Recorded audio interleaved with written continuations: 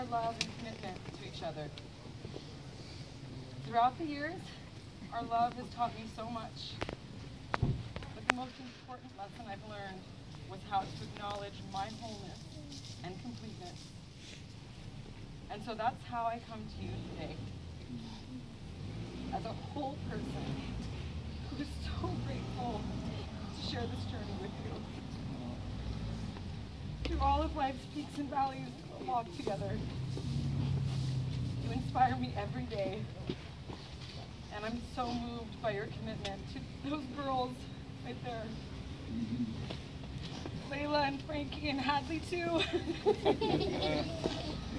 Actually, the whole extended, blended, crazy, beautiful family that we've created.